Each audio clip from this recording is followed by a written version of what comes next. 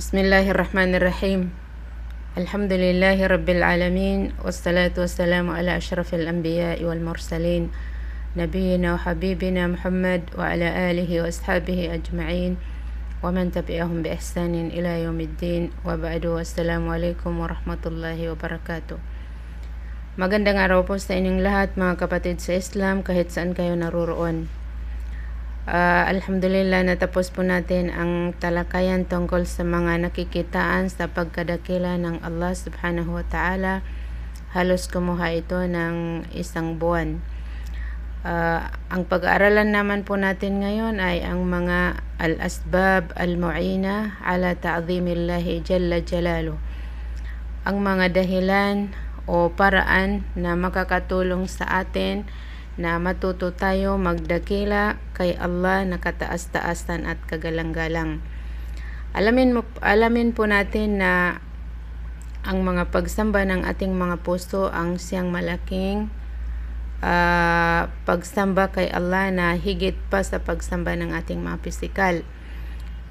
Ang binabasa nating libro ay itinatanim niya sa ating mga puso ang pagdakila kay Allah subhanahu wa ta'ala, o di kaya ini-educate niya tayo na matuto tayo magdakila at magrespeto kay Allah subhanahu wa ta'ala. So, kaya ang pag-aaralan po natin ngayon ay ang paano ba tayo matuto magdakila kay Allah, upang sa ganon ay kahit hindi tayo nagtatrabaho ay kumukuha tayo o kumikita tayo ng malaking gantimpala sa pamamagitan ng pagdakila ng ating mga puso kay Allah subhanahu wa ta'ala. Unang paraan, ang mga paraan na ito ay 6 ang nakasulat dito, at pagsisikapan nating matapos natin ang 3. Unang paraan upang matuto tayo magdakila kay Allah, mga kapatid sa Islam, ay al-ilmu billahi wa asma'ihi wa sifatihi wa af'alihi. Ang makilala mo ang Allah. Ang makilala mo ang Allah at makilala mo ang kanyang mga mabubuting mga pangalan, at makilala mo ang kanyang mga kumpletong mga katangian, at makilala mo ang mga perfect na trabaho ng Allah subhanahu wa ta'ala. Mahaba ang libro na binabasa natin na kung saan tinalakay ang mga kailangan talakay natin, dahil ang katotohanan, mga kapatid sa Islam, ay walang dulo ang kaalaman tungkol kay Allah subhanahu wa ta'ala. Ang tatalakay lang natin ay ang kunting binuksan niya sa atin. Binuksan niya sa mga eldest na mga ulama, mga eldest nating mga scholars, na pinagsikapan naman nilang ipaliwanag, isulat sa mga libro upang maihatid nila sa ating lahat, upang matikman natin ang natikman nila noong naunawaan nila at nakilala nila ang Allah subhanahu wa ta'ala. Dalangin natin kay Allah na pagpalain niya sa atin ang mga napag-aaralan natin tungkol kay Allah subhanahu wa ta'ala, dahil mga kapatid sa Islam, lagi natin rini-remind sa ating mga sarili na ang pinaka matamis dito sa daigdig ay ang makilala mo ang Allah. Kaya bigyan po natin ng oras o focus ang mga talakayan natin, dahil ito ang mga dakilang mga kaalaman. Dahil ang kadakilaan ng kaalaman ay depende sa inaalam. So ang inaalam natin ay ang dakila na ang Allah subhanahu wa ta'ala. Kaya kahit kunting kaalaman ang natututunan natin dito, ay alalahanin natin na ito ang pinakadakilang kaalaman na nabaon natin.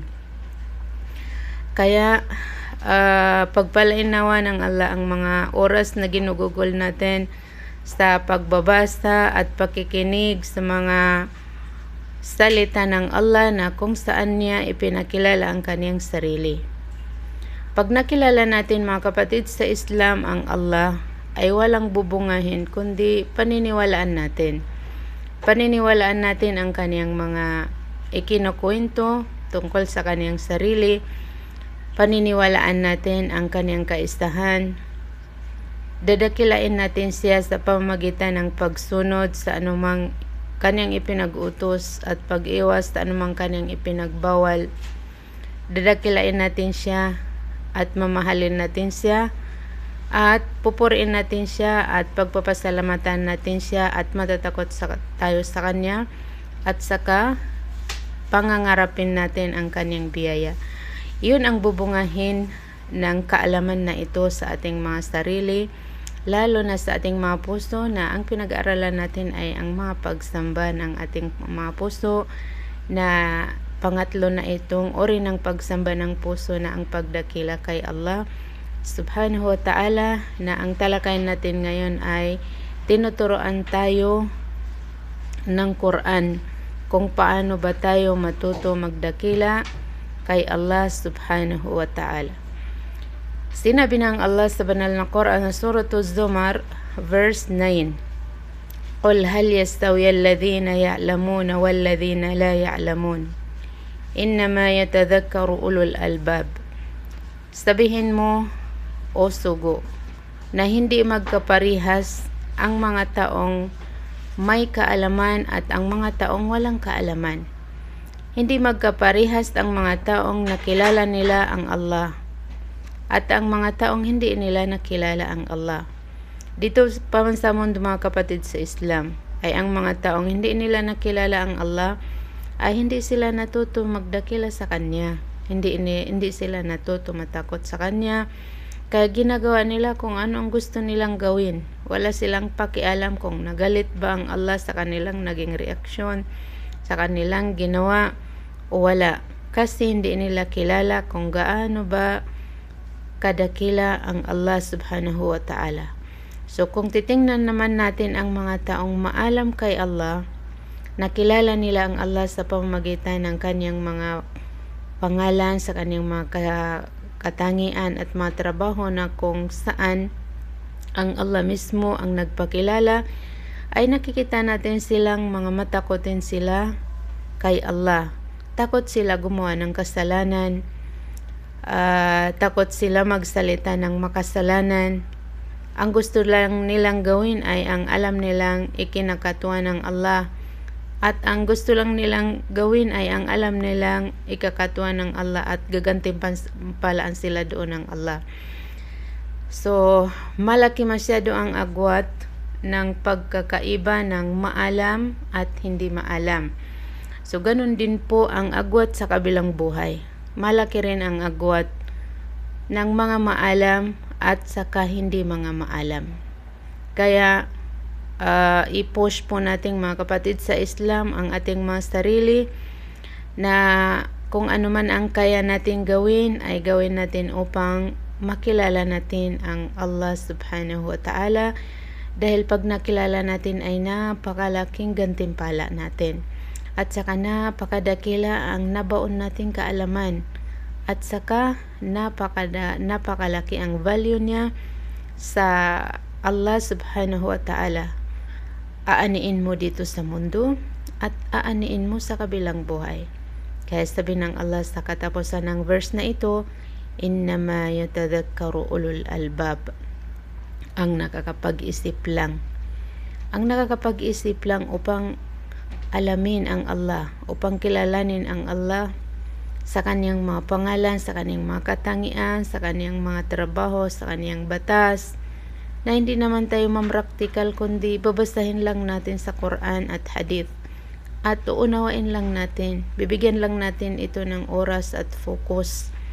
Ang makakapag-isip lang dyan ay ang mga ulul albab, ang mga matatalino, na mga magaganda mag-isip, ang mga taong mga matatalino. Kaya alhamdulillah mga kapatid sa Islam, sa pamagitan ng pag-aral natin dito ay dalangin natin kay Allah na tuloy-tuloy na ito at hindi tayo magsawa, mag-aral, makinig sa pagtatalakay natin sa mga salita ng Allah subhanahu wa ta'ala. Ang pinag-aaralan lang natin, ang lahat ng pinag-aaralan natin dito mga kapatid sa Islam ay mga salita lang ng Allah. Yan po ang unang paraan upang matuto tayo magdakila kay Allah subhanahu wa ta'ala. Ang makilala natin siya, maunawaan natin ang mga ibig sabihin ng kanyang mga pangalan, ang maunawaan natin ang mga kumplitong katangian niya, at ang maunawaan natin ang kanyang mga perfect o kapuri-puri na mga trabaho. Pangalawang paraan ay al-ilmu bi'azamati mulkillahi wa sultanihi wa azamati ni'amihi wa alaihi wa azamati khalqihi wa amrihi wa azamati dinihi wa syar'ihi wa azamati thawabihi wa iqabihi. Ang maunawaan natin ang pagkadakila ng kapangyarihan ng Allah subhanahu wa ta'ala. Ang kapangyarihan ng Allah subhanahu wa ta'ala at ang kanyang karangalan, ang kanyang power. Yun ang sultan, yung power ng tao. Makilala natin o maunawaan natin ang pagkadakila ng mga biyaya ng Allah subhanahu wa ta'ala na hindi natin mabilang ang mga biyaya niya. Kahit ang sarili lang natin, mga kapatid sa Islam, ang bibilangin nating biyaya na ginagamit natin every second, every minutes na binigay ng Allah sa atin ay tunay na hindi natin mabilang. So, ito ay nangangahulugan na talagang dakila ang nagbigay nito sa atin. At ang mga tanda ng Allah subhanahu wa ta'ala na nakikita natin, at ang makilala natin ang pagkadakila ng mga nilikha ng Allah subhanahu wa ta'ala, at makilala natin ang pagkadakila ng mga order ng Allah subhanahu wa ta'ala, yung mga kautusan niya, na lahat ng kautusan niya, mga kapatid sa Islam, ay bubunga sa atin ng kaligayahan dito sa mundo at sa daig at sa kabilang buhay. Tingnan niyo, mga kapatid sa Islam, ang unang order o unang kautusan ng Allah. Ano ang unang kautusan ng Allah sa atin? Yun ang tawhid. Makilala natin ang Allah na siya ay iisa, at mai-apply natin sa pagsamba natin sa Kanya na wala siyang kahati sa anumang ginagawa natin, anumang sinasabi natin. Yun ay bumubunga ng kaligtasan, kaligayahan sa ating mga puso pag na-prove natin, umabot na tayo sa level na ito na ma-prove natin sa ating buhay ang tawhid. Kasi hindi na tayo aalipinin ng iba, di ba? Hindi na tayo aalipinin ng ating sarili, hindi na tayo aalipinin ng ibang tao. Ibig sabihin ng pagpaalipin sa ibang tao ay control ka niya. Lahat na ang mga ginagawa mo ay ginagawa mo para sa kanya. Ginagawa mo para matuwa siya sa'yo, para magustuhan ka. Ang tunay na mananampalataya ay ginagawa niya upang matuwa ang Allah sa kanya. Gusto lang niya na magantimpalaan siya ng Allah. Gusto lang niya na ma-appreciate siya ng Allah. Ganun lang ang mananampalataya. So, makakalaya ang tunay na mananampalataya na na-prove niya ang tawhid na yun ang unang ipinagutos ng Allah. Makakalaya siya sa ibang nilalang. So, ibig sabihin ay dakila ang mga kautusan ng Allah. Ipinagutos naman niya ang pagdasal. Ang pagdasal ay napakadakila din na kautusan dahil bubunga ito ng napakaganda sa tao. Madidisiplina ka ng dasal at saka mayroon kang relasyon sa tagapaglikha na siya ang nakahawak sa lahat ng kailangan mo. So, close ka sa kanya. So, diba lahat ng utos ng Allah ay napakadakila niya dahil lahat bubunga sa kabutihan ng individual at kabutihan ng community. Makilala din natin ang pagkadakila ng relihiyon ng Allah na ang Islam. Tingnan niyo, mga kapatid sa Islam, ang batas ng Islam. Lahat ito bubunga ng kapayapaan ng individual at pamayanan. Kung isa sa buhay lang natin, ang katuruan ng Islam ay napakadakila niya. Kaya sinuman ang magsabuhay sa utos at katuruan ng Islam ay magiging dakila din siya sa mundo at sa kabilang buhay. Dakila ang relihiyon ng Allah, dakila ang kanyang batas. Ang mga batas ng Allah ay talagang ito ang makakadisiplina sa mga nilalang, makakadisiplina sa tao, makakadisiplina sa anumang nilikha ng Allah subhanahu wa ta'ala. At maunawaan natin ang pagkadakila ng mga gantimpala ng Allah subhanahu wa ta'ala. Tingnan niyo ang mga nabanggit sa hadith at sa Quran na mga gantimpala ng maliit na trabaho natin na may malaking gantimpala. Tingnan nyo, ano ang alam nyo na napakadaling trabaho na napakalaki ang kanyang gantimpala. Marami mga kapatid sa Islam. Ang sabihin mo lang ang Subhanallahi wa bihamdihi Subhanallahil azim, o di kaya baliktarin mo Subhanallahil azim Subhanallahi wa bihamdihi, ay isang salita lang ay magkakaroon ka ng puno mo sa paraiso, Masya Allah. So bakit malaki ang tinapat ng Allah na gantimpala sa maliit na trabaho? Kasi dakila siya, hindi siya maubusan ng mabuti. So lahat ito nangangahulugan na ang Allah na nagbigay, nagpromise ng mga gantimpala sa madali o magaan na trabaho natin, ay siya ay tunay na dakila. So maunawaan din natin ang pagkamasakit ng parusa ng Allah subhanahu wa ta'ala. So ano naman ang halimbawa ng mga pagkamasakit ng parusa ng Allah, mga kapatid? Sino ba ang alam niyo na pinarusahan ng Allah? Marami tayong alam na kinuwento din ng Allah sa Quran na pinarusahan ng Allah. Una, si Iblis. Pinag-utusan niyang magtira pa, tapos hindi nagsunod. Anong pinarusahan niya sa kanya? Linayo niya sa kanyang awa at nagpasya na tao siya sa impyerno. So ano ang kasalanan niya? Hindi siya nagsunod. Kaya mga kapatid sa Islam, pag narinig natin ang utos ng Allah, ay sumunod po tayo kaagad. Dahil baka magaya natin si Iblis na hindi sumunod at pinarusahan ng Allah. Ang malaking parusa na hindi na raramdam ng tao ay ang tumigas ang kanyang puso, ay ang ayaw niya sumunod kay Allah subhanahu wa ta'ala. Malaking parusa yan na hindi na raramdam ng mga tao. Pangalawang halimbawa ng mga taong pinarusahan ng Allah ay si Fir'aun. Tingnan niyo, anong ginawa ng Allah kay Fir'aun?